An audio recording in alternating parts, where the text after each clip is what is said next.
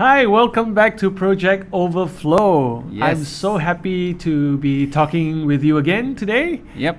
Yeah, so Zuan, from our last episode, I think we get right into it. From our last episode, we actually were talking about what is the best way or the fastest way or the most effective way to actually do investment. And can you remember what we talked about? Yes, just a quick recap. The best investment strategy that you can make, which returns 18% per year. Yeah. right. Yeah, Technically, Technically. if you're following the previous video, is to actually start busting your debt, right? Yeah. As we're talking about credit card debt or retail debt. So that's 18%.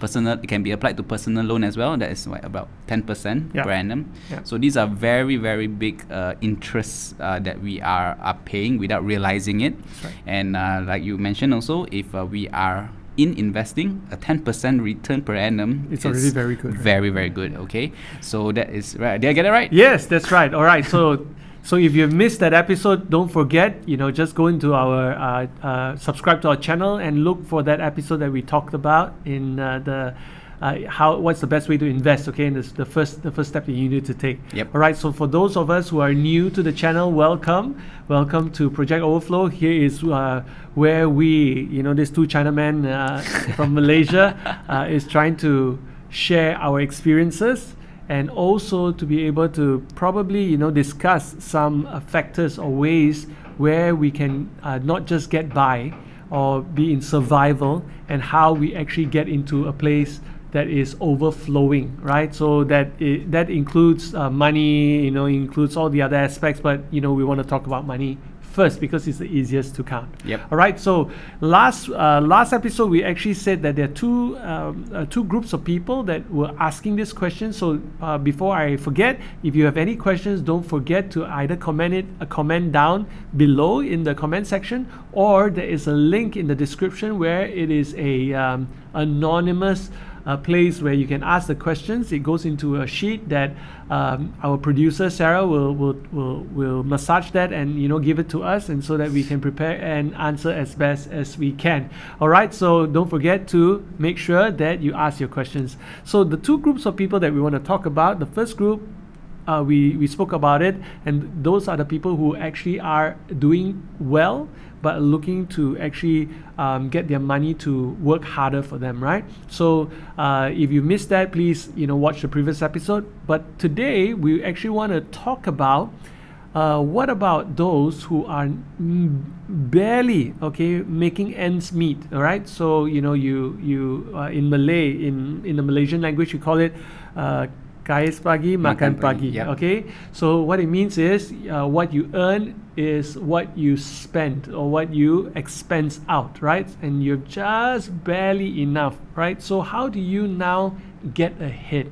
Right, so I actually want to ask Zuan this question, right? Zuan, you have been, in your experience, you've been doing all sorts of businesses, all sorts of stuff. In fact, when there's a chance, we will interview Zuan on his first business. He actually started at 12 years old? Did you say 8 years old? I think it's younger than that. 8 or 9 years old. Yep. Okay, so but that's not today.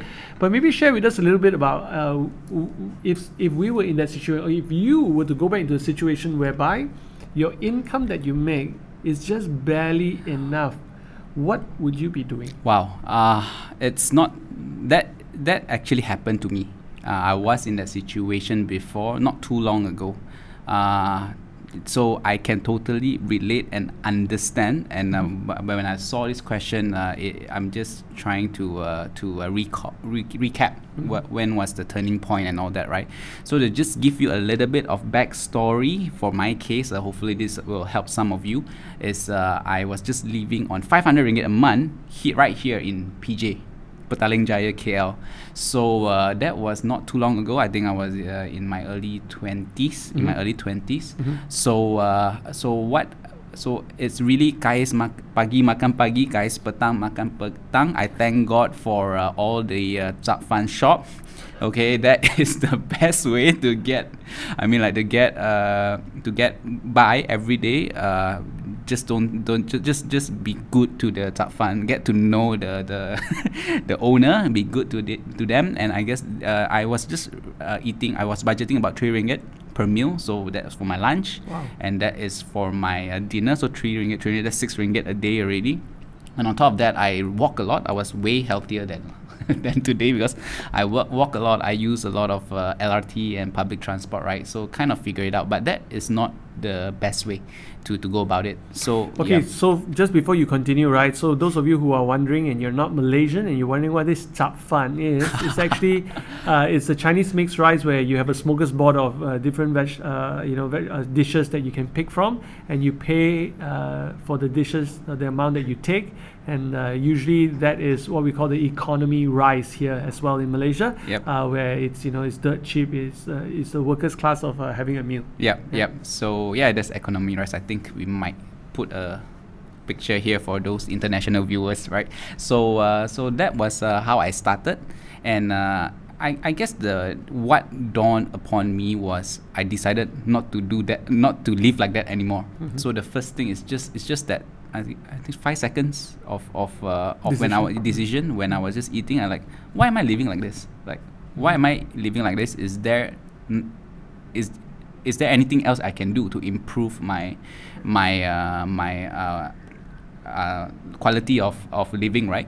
And when I did the math, it's actually I just need to make an additional 500, not even 1,000, right? So Right. from 1,000 or even 5,000, for me at that point is if I can double what I make now, my quality of life is double. Right.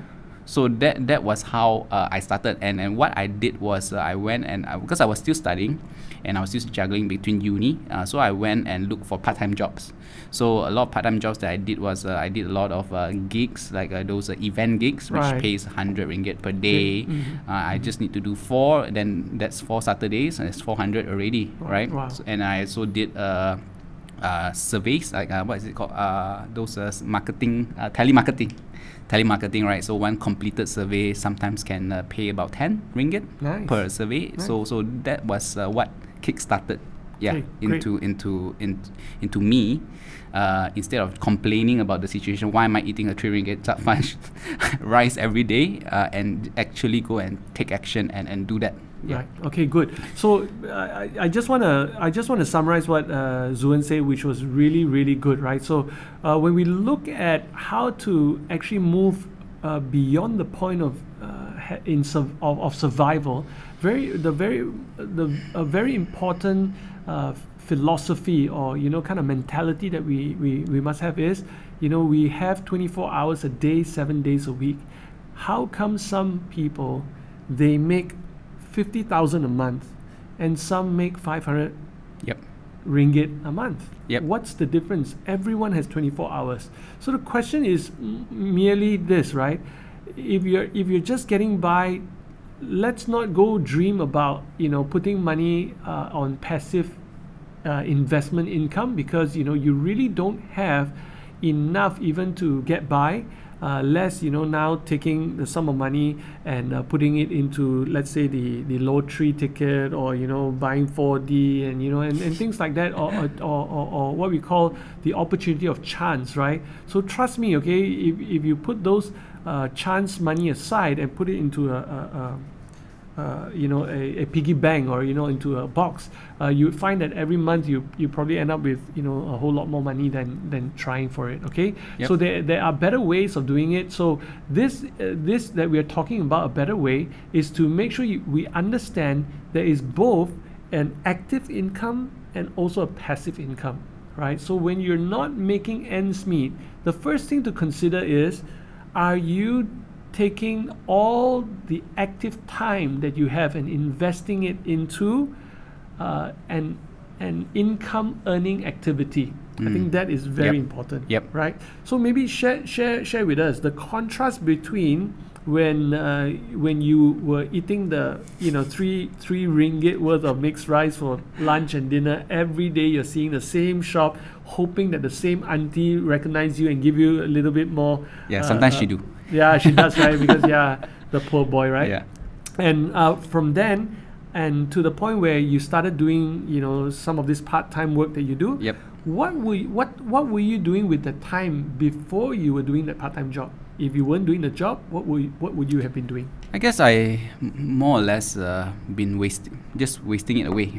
Pretty young that time, so just hanging out with friends. Actually, I spend more money because most of the time I'm out. Yeah. spending with friends, going to movies, and some of my friends, they eat at they don't eat in the economy rice, they eat in higher end restaurants. When I say higher end, is for me back then was KFC was higher end, and Pizza Hut was higher end. So when I wasn't intentional about my time, it's just spent like that. Right. Yeah. Right. So I'm sure, as we are talking, some of these factors you are also going through, and you are doing some introspection yourself and thinking about it. Are you now investing your time so that you can actively make more income, or are you now spending the time?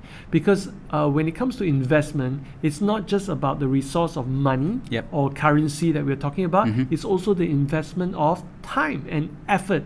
Most of us, of course, if given a choice, we like to do nothing, right? Put nothing in and make a lot of money. Who doesn't want that, right? Yeah. But in reality, that's not the way to go, right? So put your time into activities that will now make you more money, right? I would suggest, on the other hand, try to do something that has to do with sales, okay? Yeah. And I find that a lot of people that are not making ends meet are either very ambitious to do passive income too quickly, or they are in jobs that are not relating to people. Yeah. Right. And when you don't learn to overcome the fear of sales, actually, if you think about it, every day you are selling. Okay, when you go for a job interview, you are selling yourself, your services, and your ability for exchange of an income that your boss will give you, right? So it's still that exchange that we're talking about. So if you're weak at that area, I would suggest that go into something that allows you to actually go and use your ability in terms of your words to be able to exchange it for resource, okay? Because that would be one of the greatest skill, one of the greatest asset that you have that you're not utilizing as an investment to make you a return. Wow, that's very true. That's actually very true. While doing the part-time job and making a little bit more, my second venture was actually doing sales. Right. I joined a network marketing company, very young, but what I really took away from that was the personal development, learning how to do sales, talking about rapport. It opened up an entire new world for me. I didn't know things about like DISC personality. There are certain ways to talk to people, and we were listening to a lot of resources, right? Just opening up my mind and my world. I didn't know that. I don't know a lot about a lot of things.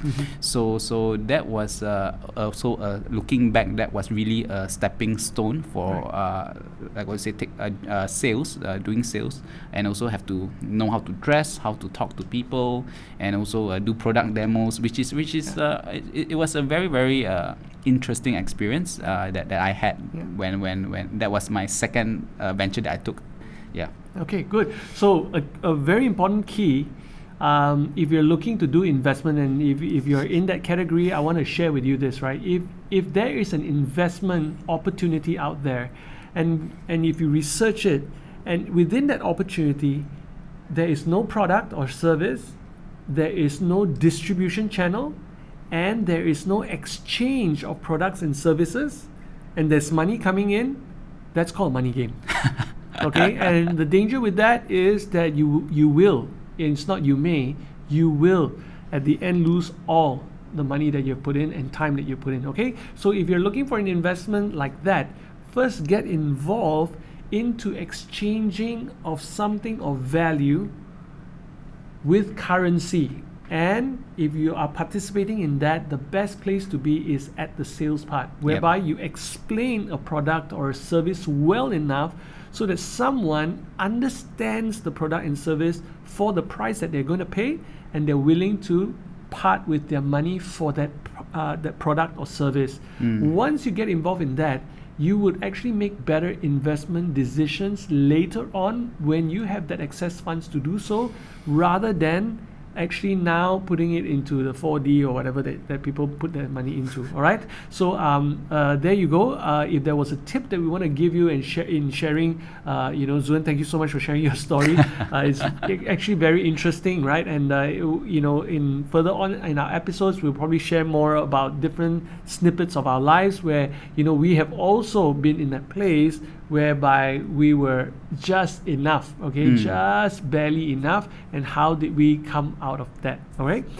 So thank you again for watching. If you have any questions at all regarding what we've just spoken about, don't forget to comment in the comment section below. Tell us what you think. What are your thoughts? Or do you have any personal experiences of how you actually moved out of that place of survival into overflow? Because we would love to hear from you. All right. So also remember to like and subscribe so that you get notified of our next and coming episode, where we continue to talk about how you can move from this place of survival into overflow.